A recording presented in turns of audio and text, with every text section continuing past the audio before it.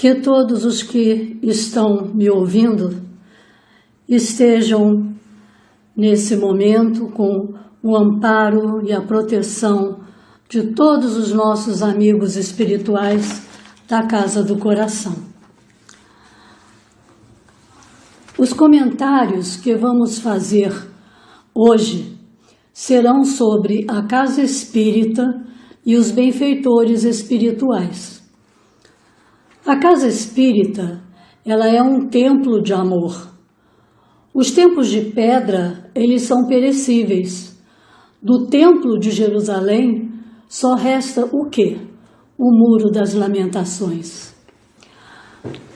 O Centro Espírita, ele deve primar pela simplicidade.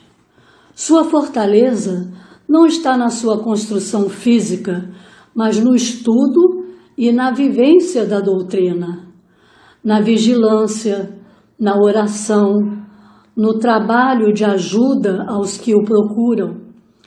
É importante também saber que os benfeitores espirituais jamais interferem no livre-arbítrio dos participantes do centro. Assim sendo, o que quer que aconteça no centro espírita é de inteira responsabilidade dos seus participantes. Nós somos todos uma equipe, o presidente, o vice-presidente, os dirigentes dos diversos departamentos, os colaboradores, os que estudam a doutrina, os que estão desenvolvendo a sua mediunidade, todos os frequentadores habituais. De Olinda Amorim, no livro intitulado Ponderações Doutrinárias, ele nos diz que a igualdade de pensamento e comportamento deveria reinar na casa espírita, mas que isso, infelizmente, nem sempre acontece. E por que não acontece? Porque há pessoas que, ao observar um deslizezinho qualquer por parte de um trabalhador da casa, diz assim: ué, mas existem essas coisas, na casa espírita? Resposta: e por que não? O meio espírita não é uma comunidade de anjos, mas de gente de carne e osso, com seus defeitos, suas qualidades. Mais ainda, a igualdade de pensamento e comportamento não é possível entre os participantes, porque estão todos em processo de evolução. Apesar de todos os seus participantes estarem sujeitos a altos e baixos, os trabalhos vão sendo realizados. Se a casa espírita tivesse que esperar que surgissem trabalhadores já livres de imperfeições, nada teria sido feito até agora. Assim, o importante é que a casa espírita seja um local onde cada qual deve esforçar-se por melhorar e onde deve reinar acima de tudo e por toda a parte de todos indulgência e benevolência. Agora, falemos um pouco sobre os benfeitores espirituais e como eles atuam em relação àqueles que procuram na casa espírita a sua ajuda. Geralmente, a criatura vem à instituição espírita por conflitos que o levam ao sofrimento. Por isso, é de grande importância sejam prestadas no centro o atendimento, a assistência espiritual, quando médiuns, com seus guias, os benfeitores espirituais da casa, trabalham para diminuir as aflições terrenas.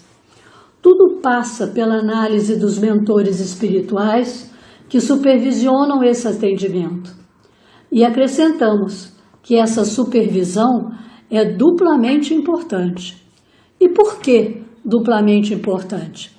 No livro Os Mensageiros, de André Luiz, aprendemos que no atendimento espiritual aos encarnados ocorre paralelamente a assistência aos espíritos desencarnados sofredores que ali estão. André Luiz nos diz que numa assistência de 35 frequentadores podem estar 200 de espíritos desencarnados, necessitados de auxílio, espíritos esses que chegam com uma grande parte dos frequentadores. Como é que trabalham os benfeitores espirituais? Sabemos que durante o atendimento, durante os passes, a movimentação no plano espiritual é intensa. São grupos de espíritos envolvidos com as mais diversas especializações: médicos, psicanalistas, fisioterapeutas, dentistas, de modo a auxiliarem os encarnados nos seus problemas mais diversos e específicos. Sabemos que nada mais aflitivo para o ser humano do que as enfermidades graves, complicadas, de longa duração, que poderão ou não estarem ligadas a provas que ele deve passar, ou expiação. Mas aqueles doentes que de fato procuram se integrar na doutrina, mesmo quando as doenças são expiatórias, necessárias à sua evolução espiritual, eles terão o auxílio dos médicos do espaço, que lhes aliviarão a dor que os atormenta. Claro que também eles devem procurar a assistência dos médicos da Terra.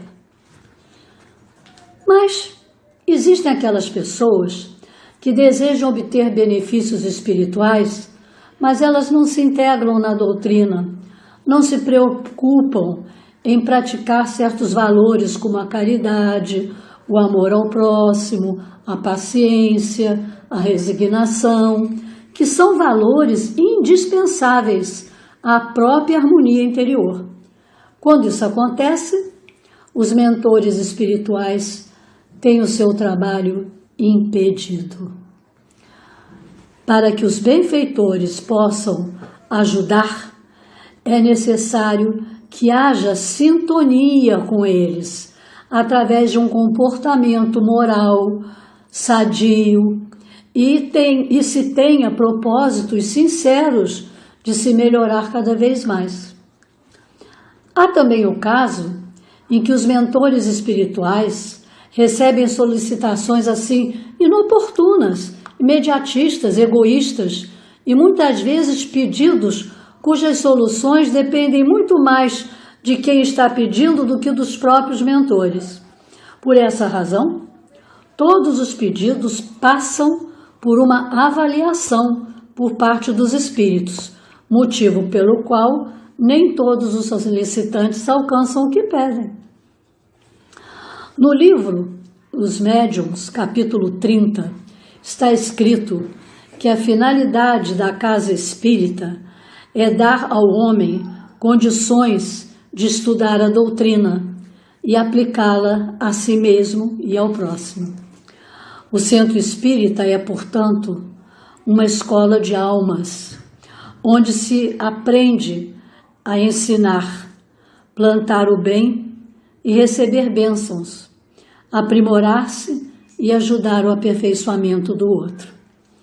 Aquele que comparece à casa espírita, buscando o conhecimento de si mesmo, cuidando do seu aperfeiçoamento moral, vai certamente, com o apoio dos benfeitores espirituais, encontrar conforto e respostas para as suas perguntas e terá compreensão para as demais experiências terrenas. Nós nos lembramos de uma história do nosso irmão X, Humberto de Campos, bastante apropriada ao nosso tema, que nos mostra o quanto, independentemente dos nossos problemas, precisamos cuidar da nossa vida moral. Eis a história.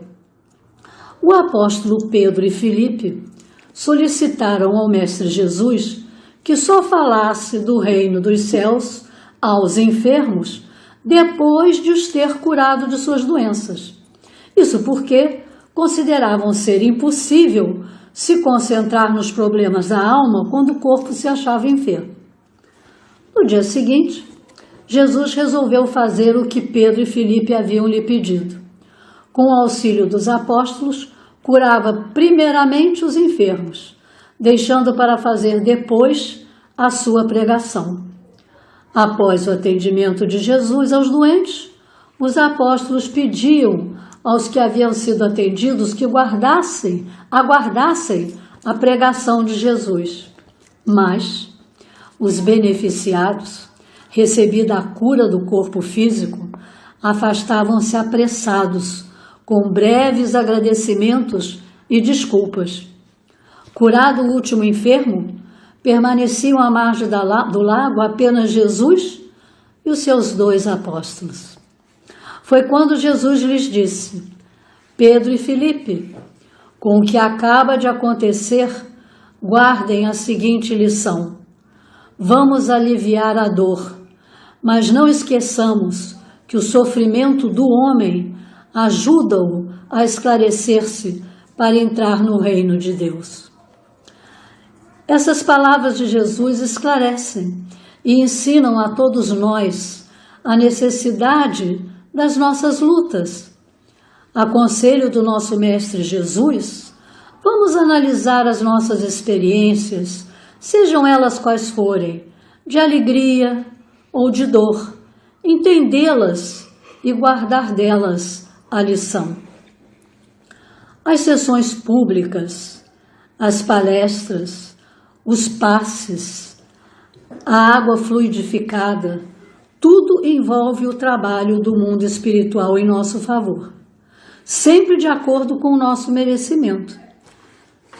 No final do nosso estudo, temos uma história adaptada do livro Encontros e Desencontros de Richard Simonetti, que retrata muito bem o nosso tema de hoje, o remédio divino.